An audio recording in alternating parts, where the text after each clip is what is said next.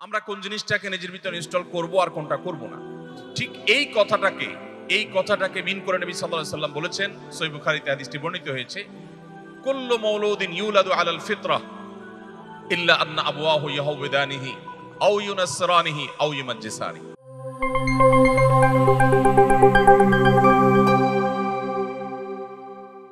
মানুষকে আল্লাহ সৃষ্টি করেছেন এমন ভাবে যে মানুষের ভেতরে সম্পূর্ণ ব্ল্যাঙ্ক অবস্থাতে মানুষ দুনিয়াতে আসে, মাতৃগর্ভ থেকে আসে সম্পূর্ণ খালি। তার ভেতরে কোনো জীবন দর্শন সম্পর্কে কোনো আইডিয়া থাকে না। সে কোন পথে গেলে তার ভালো হবে, কোন পথে গেলে তার মন্দ হবে, কোনো ধারণা থাকে না। সম্পূর্ণ স্মার্টফোনের মতো করে আল্লাহ সুবহানাহু ওয়া তাআলা অপশন দিয়ে রেখেছেন সে কোন আইডিওলজি গ্রহণ করবে, কোনটা করবে না, কোন জীবন দর্শন সে অনুসরণ করবে আর কোনটাকে সে পরিহার করবে। এই শক্তি আল্লাহ তাআলা তার ভিতরে দিয়ে রেখেছেন স্মার্টফোনের মতো করে।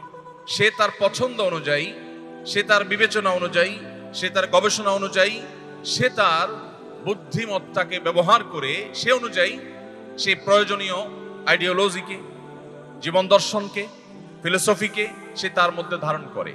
সে চাইলে সেটাকে আবার চেঞ্জও করতে পারে। এজন্য মানুষ ডাক্তার হয়, মানুষ ইঞ্জিনিয়ার হয়, মানুষ আলিম হয়, মানুষ গবেষক হয়, মানুষ আবিষ্কারক হয়। মানুষ এক এক প্রতিষ্ঠানে ভর্তি হলে এক এক দিক থেকে সে নিজে ডেভেলপ করতে পারে, এক এক দিক থেকে তার উন্নয়ন করতে পারে। মানুষ এবং অন্যান্য প্রাণীর মধ্যকার এই পার্থক্য এই যে স্মার্টফোন এবং বাটন ফোন দিয়ে প্রয়াত ডক্টর আব্দুল্লাহ জাহাঙ্গীর রাহিমাহুল্লাহ বোঝাবার চেষ্টা করেছেন। স্যারের উদ্দেশ্য ছিল একটি বার্তা দেওয়া। সে বার্তা হলো আল্লাহ রাব্বুল আলামিন আমাদেরকে যেহেতু এমন ভাবে তৈরি করেছেন যে আমরা চাইলেই আমাদের মধ্যে কোনো কিছু ধারণ করতে পারি, এই জন্যই আমাদের পরিবেশ, প্রতিবেশ, আমাদের পরিবার, আমাদের আশপাশ, আমাদের শিক্ষা সিস্টেম, এই সব কিছু আমাদেরকে প্রভাবিত করে। আমরা কোন জিনিসটাকে নিজের ভিতরে ইনস্টল করব আর কোনটা করব না, ঠিক এই কথাটাকে মিন করে নবী সাল্লাল্লাহু আলাইহি সাল্লাম বলেছেন। সহিহ বুখারীতে হাদিসটি বর্ণিত হয়েছে, কুল্লু মাওলুদিন ইউলাদু আলাল ফিতরাহ ইল্লা আন্না আবওয়াহু ইয়াহউদানিহি আও ইউনাসরানিহি আও ইউমাজ্জিসানি।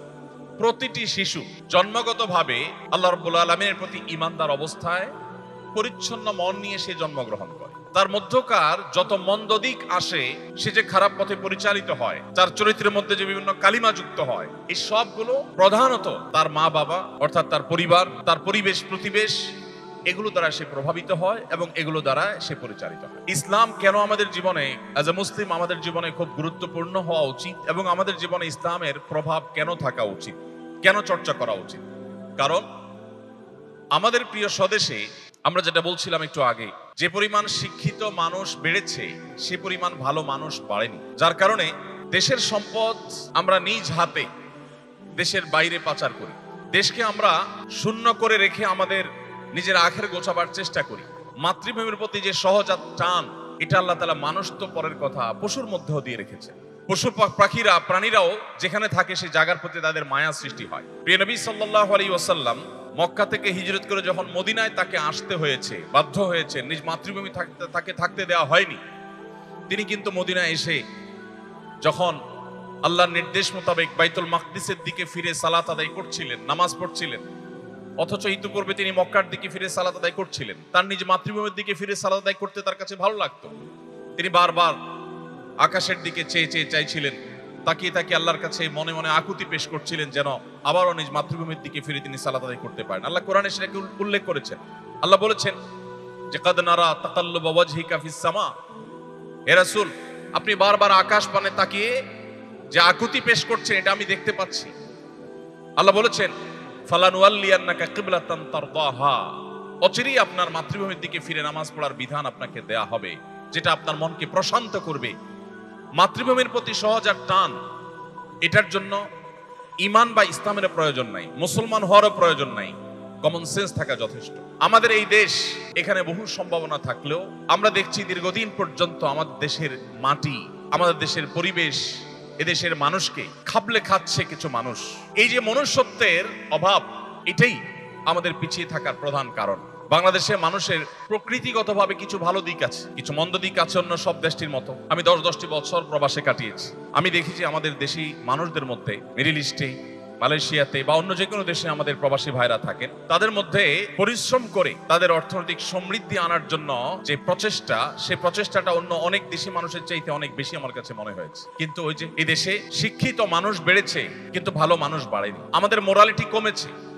আমাদের মধ্যে সততা, নীতিনৈতিকতা, আদর্শিকতা, এই জিনিসগুলো আমরা যত পেছনে যাব তত ভালো ছিল আমাদের। অর্থাৎ বৈষয়িক উন্নতির যে প্যারামিটারগুলো, এগুলোতে আমরা একটু একটু করে আগে বাড়লেও আমাদের নৈতিক উন্নয়নের জায়গাটাতে আমরা পিছিয়েছি, আর যার কুফল আমরা নিজের চোখের সামনে দেখতে পাচ্ছি। আমার আখিরাতের উন্নতি তো বটেই, আমাদের এই প্রিয় স্বদেশকে যদি আমাদের উন্নতি ঘটাতে হয়, এটাকে যদি বিশ্বের দরবারে মাথা উঁচু করে এটাকে নিয়ে দাঁড়াতে হয়, তাহলে আমাদের মধ্যে নৈতিকতা, মোরালিটি, এটার উন্নয়নের কোনো বিকল্প পথ আমাদের সামনে খোলা নেই।